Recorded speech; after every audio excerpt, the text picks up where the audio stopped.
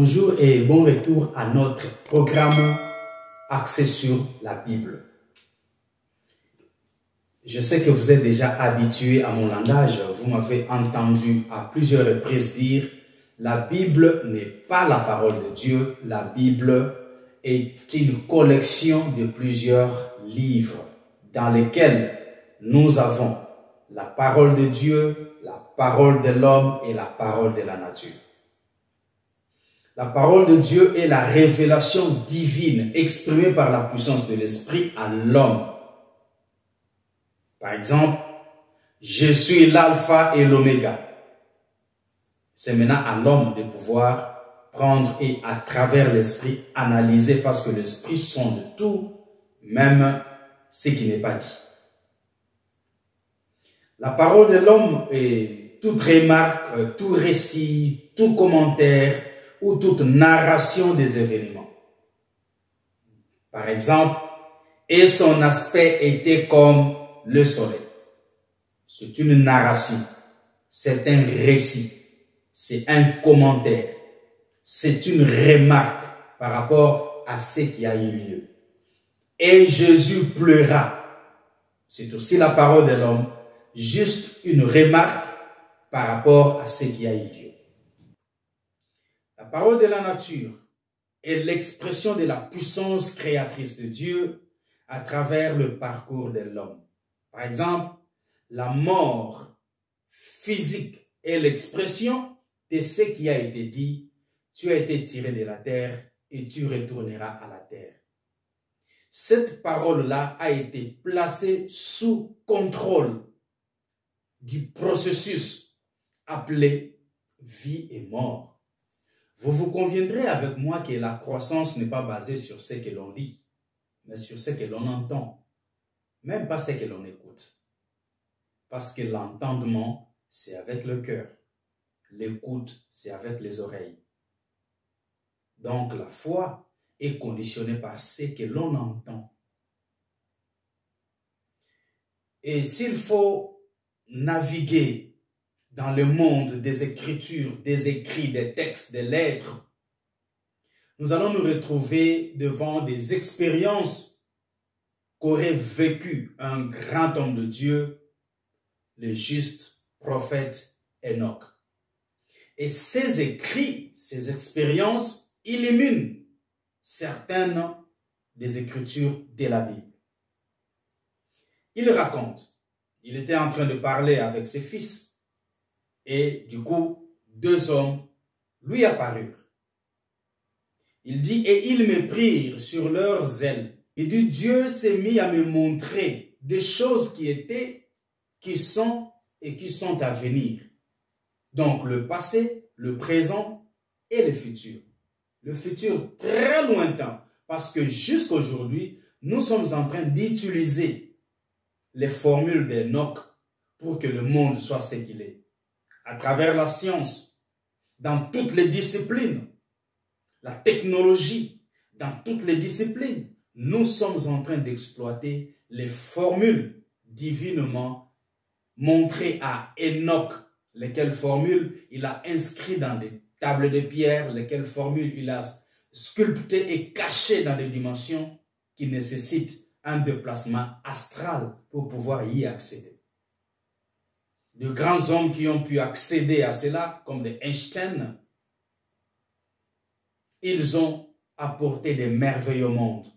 Que dire de Edison, Benjamin Franklin, tous ces grands hommes, ils ont effectué ces déplacements jusque dans la présence de ces précieux trésors. Et voilà ce que le monde est devenu.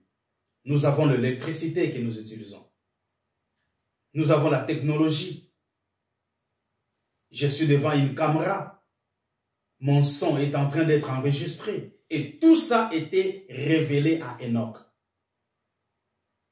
Il n'était pas n'importe quoi.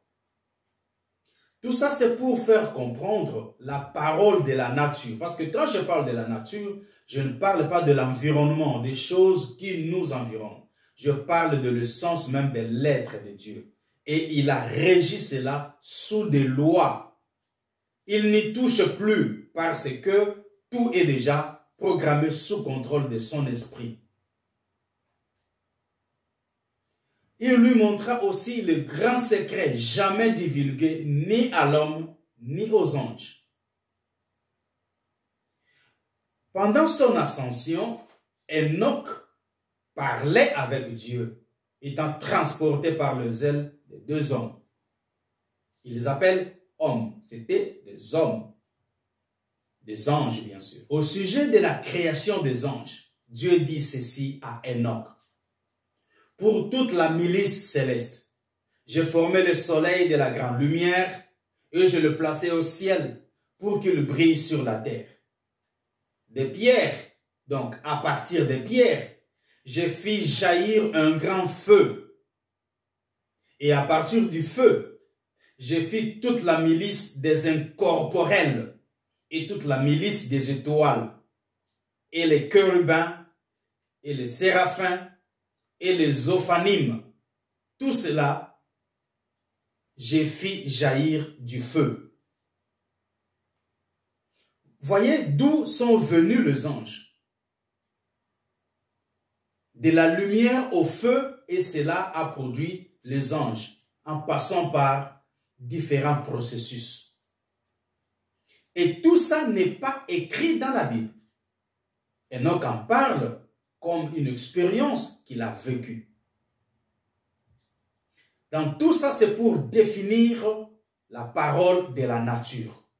Parce que tout est placé sous contrôle. Tout est déjà programmé. En lisant la Bible, nous nous limitons à ce qui est écrit sur la création des plantes, des animaux et autres. Alors qu'avec Enoch, c'est dans les moindres détails. Donc, Dieu est en train de confier à Enoch les secrets sur la création de plantes et des animaux. À la terre, j'ordonnais de faire croître tout arbre et tout fruit et toute herbe à céréales et toute sémence qui se sème. Avant de faire des âmes vivantes, je leur avais préparé la nourriture. À la mer, je commandais d'engendrer ces poissons et tout reptile rampant sur la terre et tout oiseau volant. Quand j'eus tout achevé, je commandai à ma sagesse de faire l'homme. Je voudrais que nous puissions nous attarder sur cette phrase. J'ai commandé à ma sagesse de faire l'homme. C'est là que je suis. C'est là la parole de la nature. J'ai commandé à ma sagesse de faire l'homme. Qu'est-ce que cela signifie? Aujourd'hui, Dieu ne crée plus rien. Il a tout fait. Il a tout créé et il a tout soumis à sa sagesse infinie. Il a tout soumis à son pouvoir infini. Dieu ne crée plus rien. Donc aujourd'hui, Dieu n'est plus un créateur. Il a déjà fait son travail de créateur, il a terminé, il a tout soumis à son pouvoir. Donc tout est programmé. J'ai commandé à ma sagesse de faire l'homme. Donc Dieu ne crée plus. Car il a tout soumis au pouvoir de création, à la nature comme l'environnement, à travers sa nature, l'essence de son être. Voilà où nous en sommes. Même la vie humaine n'est plus l'œuvre de la création de Dieu aujourd'hui. Quand un enfant naît, ce n'est plus l'œuvre de la création de Dieu.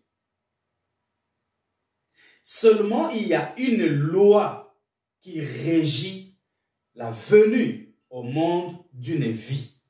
Dieu ne crée plus rien. Il a travaillé pendant 6 jours et le 7e jour, il se reposait. Donc, Dieu ne crée plus rien.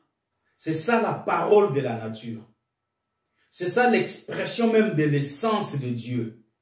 Et tout ça, c'est écrit dans la Bible sous forme de codes. Et cela exige un décryptage spirituel. Et pour faire un décryptage spirituel, vous devez être un être divin, une lumière.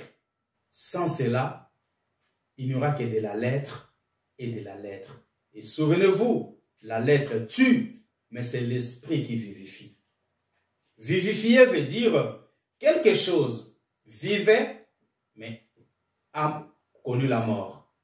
En connaissant la mort, l'esprit vient pour pouvoir vivifier. Donc, redonner la vie à ce qui était mort. C'est un peu comme l'eau.